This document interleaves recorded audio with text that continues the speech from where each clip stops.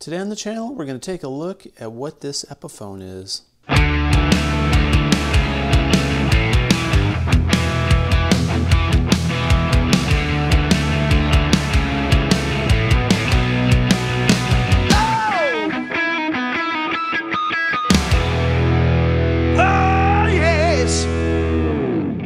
Welcome back, everybody. Today we're going to take a look at a guitar that I picked up at a pawn shop.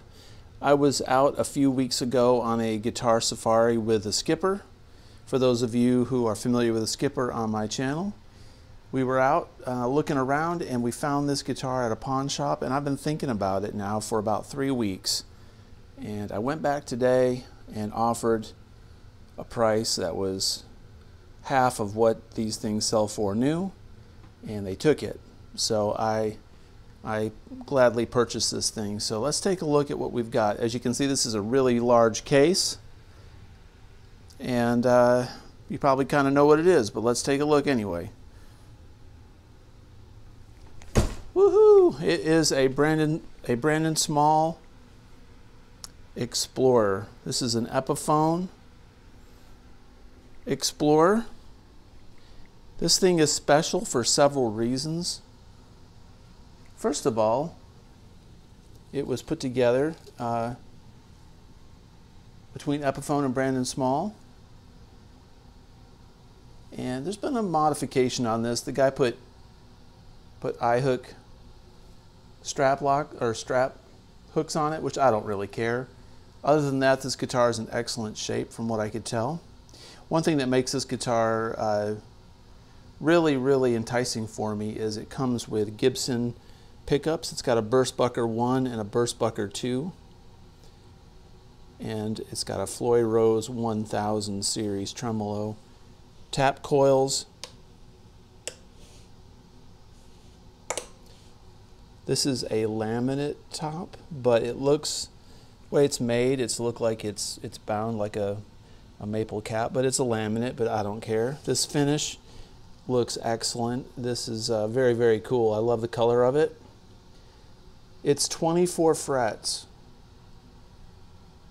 Love the logo here.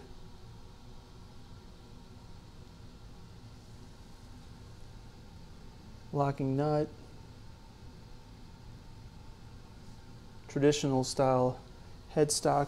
I'm liking the case. One thing I hated about Explorers that I've had, and I just sold a Gibson Explorer about a year ago, is they're just too big and bulky to take to shows. But this case makes it a little bit more bearable, but I just plan on jamming with this thing and recording with it. I probably won't play it out and gig with it. I don't think. It's still big. Let me flip this thing over. We'll take a look at the back side. It's very interesting. Okay, the back of this guitar has a matte black finish to it. Check out how the neck joint is on this thing. It's very smooth, so you can access the high frets.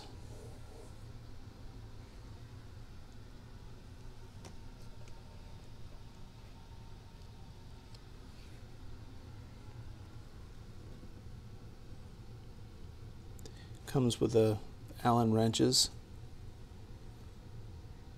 You can see this is a 2021 model.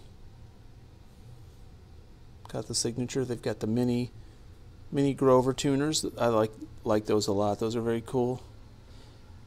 This guitar looks awesome. And the fact that it's got a Floyd Rose 1000 and Gibson humbuckers. The price I paid for this guitar alone was the value of these humbuckers and this Floyd Rose. So the spec sheet on Epiphone's website says this is an ebony fretboard.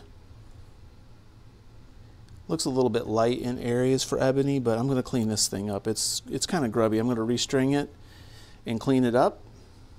We're going to take these pickups out too. I'm going to just double check and make sure they're the Gibson Burstbuckers. So I'm going to take out my Allen wrench and take the strings off this, and I'll film the back of the pickups. We'll take a look at those when I get there. Okay, here comes the moment of truth. Hopefully these are still the Gibson humbuckers in here. Let's see, what have we got? It's looking good. Burstbucker 1. dated from 2014. This guitar just came out. It's funny. They have these pickups laying around. And then here's a burst bucker too from 6/16/2014. Check out the inside of the cavity on this.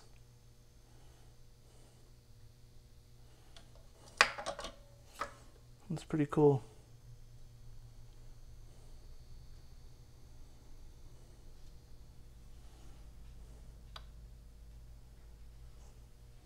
You can see it's a laminate top for sure. Very cool. All right, my biggest worries, my biggest fears are gone. So, burst buckers, yay. All right, so let's take a look at the internal cavities here. It's pretty interesting. Got 3 cavities to take a look at. Looks like we got us a Switchcraft 3-way switch, very nice. And these are the push-pull pots, so they look a little bit different. But everything looks nice and tidy. Everything's really good. And here's the bottom of that Floyd 1000. Interesting, this wood grain. They don't paint the inside of this. They don't spray it. It's just raw wood. It's kind of neat. That's all matte here, but right there it's bare wood. So hopefully this is set up okay. I'm going to put 9s on it. If it's not set up exactly for 9s, I'll have to adjust this a little bit. But much like a Van Halen setup, this guitar has the Floyd Rose set up to lay flush on the body and only dive bar down. So I'm going to put these D'Addarios on it, 9s, 9 through 42s. So I'll get those on and we'll check it out.